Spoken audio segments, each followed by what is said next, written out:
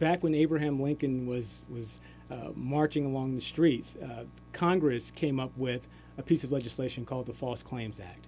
And the False Claims Act at that time was meant to reel in government contractors and providers who were defrauding the government for military services. Even the 1800s this was happening? Even the 1800s this was happening. People were taking advantage of government dollars and unjustly enriching themselves. So that piece of legislation came in. Today, the False Claims Act allows us to prevent fraud with Medicare. Because what's happening in these nursing homes is that the nursing homes are telling the federal government that they're providing a certain amount of care, a certain level of care, and they're not. And CNAs, certified nursing assistants, or licensed practical nurses, or even registered nurses, are witnessing what's happening on the ground. And the federal government needs their help in order to catch these folks perpetrating Medicare fraud and Medicaid fraud on the government. We need them to be a team member in preventing Medicare fraud. All right, so let's say you're a nurse's aide, all right. The first thing that's on your mind, and I really mean this, you're worried about the care you're seeing, because aides really are, they're good people. They fall in love with their residents. Sure. You see it all the time. So they see the bad care, they do their best, and they want to make a difference. Do you think that these kind of cases do make a difference? When you say these kind of cases, False Claims Act cases. False Claims Act cases make a world of difference. And I'm going to cut you off before you do. Yep.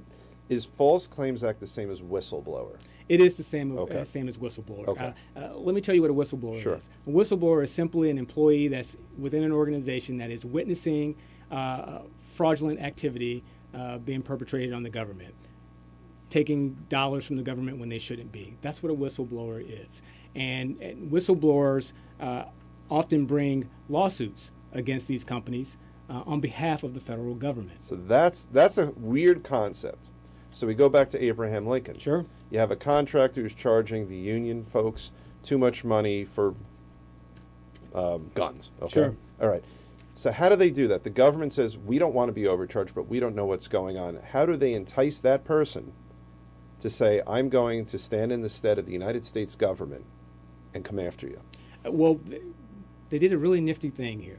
They said, listen, whistleblower, if you can help us catch fraud, then you will be entitled to a certain percentage of what the government recovers.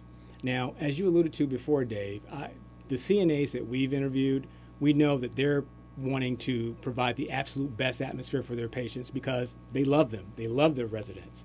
The fact that there is a financial incentive involved here is just secondary to most of the people that we deal with. But that's what a whistleblower lawsuit is. You get to help the government stop Medicare fraud, and when the government settles a case or receives a judgment for the case, you get a percentage of that for your efforts. Okay. Now, this is not something that these people go alone at. There are lawyers who can help them. And they actually must use a lawyer.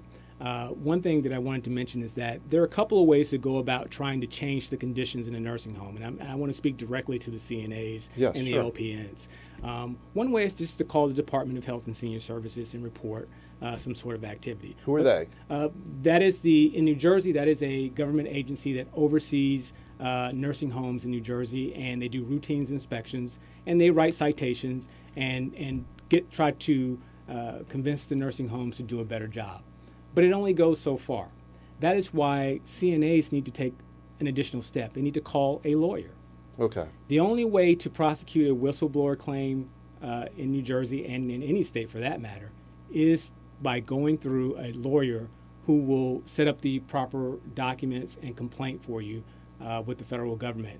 What happens is you file a complaint, and then the federal government looks at the materials that you've submitted, and then the federal government or the state government will determine whether they will want to intervene and step in and take over the lawsuit for you. Now, if they don't, can you still do it on your own? You absolutely can still do it on your own. If the government decides that the evidence doesn't look quite clear to them or doesn't look quite convincing, if you and your lawyer, again, you do have to do it with a lawyer. You can't do it by yourself in terms of being a layperson. You have to have a lawyer. You can go without the government, or you can be with your lawyer and go it along that way. And you always give the government first crack at it? You always give the government first crack at it. Okay. Why not?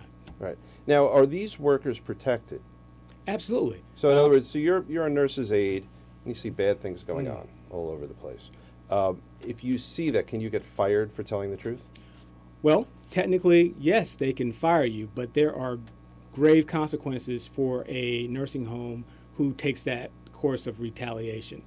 In the False Claim Act statutes, you have great disincentive for nursing homes to do that. Double damages, double back pay, and other penalties that go along with firing someone who's trying to help the federal government prevent fraud and waste. Well, that's fantastic. So we have a great set of laws designed to help people. We can improve the quality of care, and there's a built-in incentive to get people to step forward. Indeed.